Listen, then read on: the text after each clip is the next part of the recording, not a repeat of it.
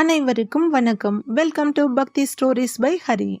இன்றைய பதிவில் நாம் பார்க்க இருப்பது, அரசனோ அரசாங்கமோ தர்மம் செய்யக்கூடாது ஏன்? பஞ்ச பாண்டவர்களில் முதல்வரான தர்மர்தான் உலகிலேயே மிக அதிக தர்மம் செய்தவர் என்பார்கள்.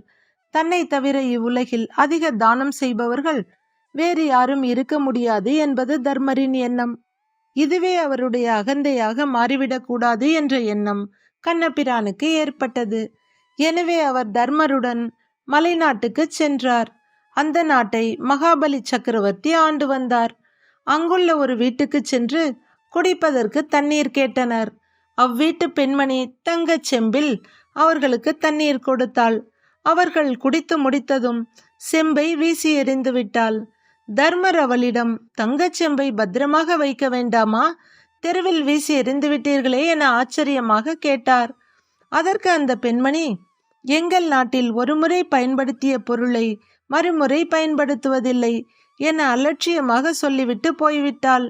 அந்நாட்டின் செல்வ செழிப்பை எண்ணி வியந்தார் தர்மர். அவர்கள் மகாபலியின் அரசவைக்கு சென்றனர். கண்ணபிரான் தர்மரை மகாபலியிடம் அறிமுகப்படுத்தி, இவர்தான் இவ்வுலகிலேயே அதிக தர்மம் செய்தவர், பெயர் தர்மர் என்றார். ஆனால் மகாபலி தர்மரின் முகத்தை நிமிர்ந்து கூட பார்க்கவில்லை. கண்ணபிரானே, தாங்கள் சொல்வது சரிதான். என் நாட்டு மக்களிடம் உழைப்புக்கு பஞ்சமில்லை. எல்லோரிடமும் செல்வம் குவிந்து கிடக்கிறது. எனவே பிச்சை என்ற சொல்லுக்கே இடமில்லை. அதனால் தர்மம் என்ற வார்த்தைக்கும் இங்கு அவசியமில்லை. எனவே அவர்கள் தானம் பெற வேண்டிய அவசியமும் இல்லை. இவரது நாட்டில் ஏழைகள் அதிகமாக இருக்கிறார்கள் போலும். எனவேதான் எல்லோரும் தானம் கேட்டு வருகின்றனர். இவ்வளவு ஏழைகளை தனது அரசாட்சியின் கீழ் வைத்திருக்கும் இந்த தர்மரின் முகத்தை பார்க்க வெட்கப்படுகிறேன் என்றான் அரசன்.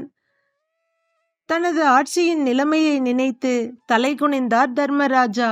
தர்மம் என்ற பெயரில் இலவசங்களை வழங்கி சோம்பேறிகளை பெருக்கும் நாடு தலை குனியத்தான் வேண்டும். அனைவரும் நல்ல உழைப்பாளிகளாக இருந்தால் அவரவர் தேவைகளை அவரவர் பூர்த்தி செய்து கொள்ள முடியும். தானம் என்ற பேச்சுக்கே அவசியம் இருக்காது. சர்வம் கிருஷ்ணார்ப்பணம். நன்றி, வணக்கம்.